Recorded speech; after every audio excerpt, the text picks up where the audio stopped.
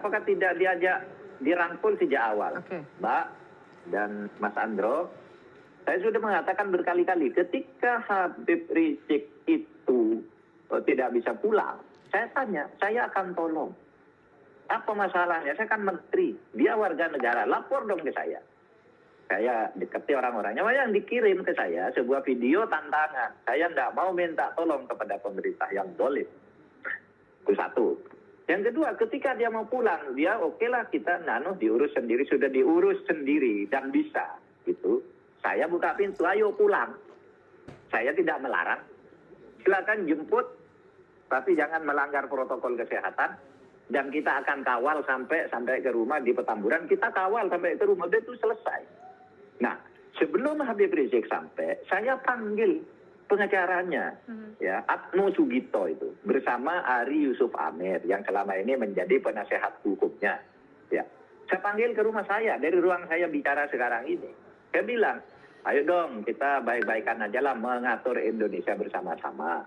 Kita rekonsiliasi lah, kita islah lah, kita bicara baik-baik. Di ruangan saya ini, ayo mas saya coba gitu. Tahu-tahu jawabannya pidato yang sangat keras pada hari kedua dia sampai itu. Mengatakan kalau mau islah boleh tapi bebaskan dulu seorang tahanan, seorang narapidana, teroris. Gitu. Bebaskan dulu ini, bebaskan dulu itu, ini itu. Nah ini belum berembuk, sudah menentukan syarat yang tidak mungkin dipenuhi secara hukum. Lalu saya sudah benar-benar nih sungguh-sungguh ngajak berembuk. Karena waktu itu Presiden menyatakan silakan pulang, hukum harus tegas, tapi upayakan pendekatan-pendekatan lain di luar hukum. Saya yang nawari pada waktu itu, pendekatan hukum itu artinya damai, islah, dan sebagainya. Tapi polisi harus tegas, gitu, kalau ada pelanggaran. Dan itu sudah kita lakukan semua. Kurang apa kita mendekati, gitu. Oke, kurang apa coba? Oke, tapi kita boleh tahu triggernya dari tindakan ataupun aktivitas yang dilakukan oleh FPI ini yang mana yang menjadi celah sekali dari pemerintah untuk membubarkan secara de jure? Iya, begini, ketika kita sudah memberi diskresi, Habib Rizik boleh dijemput dan akan dikawal oleh aparat sampai ke Petamburan, jam 4 sudah sampai rumah, ya sudah selesai bagi kita. Nah sesudah itu menjadi trigger semua karena sejak malam itu lalu pidatonya itu nantang-nantang, bilang polisi minta jatah lontong sate lah, bilang tentara kurang ajar lah, bilang usir macam-macam lah. Sejak itu kan itu pelanggaran hukum dan di daerah-daerah itu kemudian menimbulkan juga semacam panggilan untuk melakukan tindakan seperti itu, tapi juga menimbulkan keresahan. Mbak, saya tahu sekarangnya ada kritik pemerintah tuh kok tidak melakukan apakah itu tidak salah dan sebagainya. Iyalah, Mbak, saya tahu ada misalnya sebuah koran gitu ya menulis bahwa itu mungkin keliru, ya enggak apa-apa. Kita sudah uji semuanya, tetapi supaya diingat juga bahwa selama saya menjadi Menko ini keluhan kenapa pemerintah kok diem aja, ada kayak gini. Jadi memang berdasarkan keluhan, keresahan di tengah masyarakat, bukan kelompok tertentu yang ada di istana? Nggak ada, siapa di istana? Saya tidak ikut afiliasi tertentu di istana. Baik, Prof. Mahfud. Saya jadi posisinya seperti ini, Prof. Mahfud. Jadi kalau ada yang beranggapan, karena kami baca yang tercantum ini tujuan FPI adalah organisasi sebagai wadah kerjasama antara ulama dan umat dalam menegakkan amar ma'ruf nahi mungkar. Tapi ada juga beranggapan, apa jangan-jangan FPI ini sudah menyentuh ranah rumah tangga pemerintah. Seluruh kebijakan juga mereka menyuarakan itu. Itu yang membuat langkah keras dari pemerintah akhirnya muncul. Tidak ada, malah saya tidak pernah dengar ada kalimat itu. Mungkin Anda baca, tapi itu tidak menarik untuk dibaca juga. Karena itu juga berlaku ketika kita membentuk majelis ulama. Ya, kan kalimatnya begitu, menjadi penyambung antara umat dan pemerintah.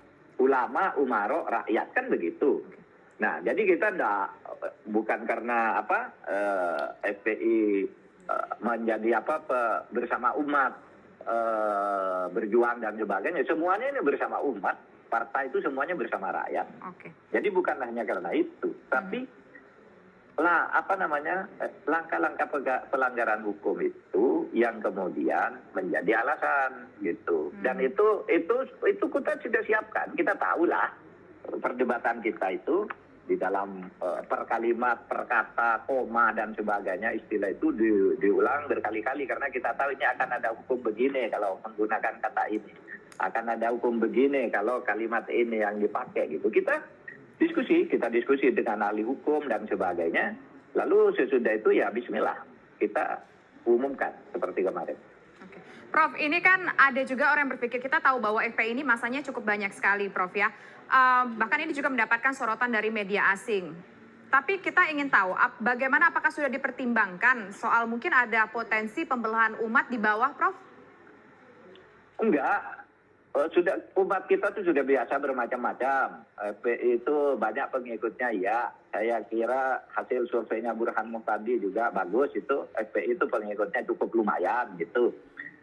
Kita tidak mempersoalkan itu. Justru kalau mau berembuk dengan saya pada waktu itu, tidak menentukan syarat yang tidak bisa dipenuhi sebelumnya, saya akan tawarkan dia bentuk partai politik. Saya bantu. Ayo bentuk partai politik. Anda punya pengikut banyak. Uji di DPR dan perjuangkan ide-ide itu di DPR. Tapi mau diajak berembuk ke situ, tidak bisa. Saya bicara juga dengan Pak Presiden Jokowi, Pak, bagaimana Pak FPI ini kita salurkan menjadi kekuatan politik. Oh bagus, kalau mau, kata Pak Jokowi. Mau saya tawarkan itu. Tapi kalau sekarang, ya, simbol itu tidak boleh dipakai lagi. Mau mendirikan partai boleh, tapi jangan pakai simbol yang sudah dilarang. Itu tidak boleh lagi. Baik, sudah ada legal standing, mau tidak mau harus patuhi hukum, tapi bagaimana upaya pemerintah untuk mendinginkan hingga ke akar rumput, Prof? Masanya yang begitu banyak di penjuru negeri ini. Enggak sih, menurut saya lebih-lebihkan. Kalau suasana dingin aja. Kan Anda tidak tahu aja, orang Indonesia hanya kadangkala tidak bersuara. Di masyarakat itu sudah banyak yang resah dan semacam membuli pemerintah gitu. Pemerintah nih kok diem aja, ada kayak gini. Di mana letak perlindungannya, kenyamanan hidup di tengah-tengah masyarakat, kok ini diem aja. Nah, ya kita lakukan seperti ini. Bahwa ada yang mengeritik, ya kita tahu. Kita sudah diskusi juga. Paling itu nanti yang mengeritik si A, si B, si C gitu. Dan betul yang sekarang muncul itu nanti akan dibantah oleh si A, si B, si C. Ya biar aja, itu masyarakat. Kita berjalan dengan hukum aja lah. Gitu. Oke, baik. Terima kasih.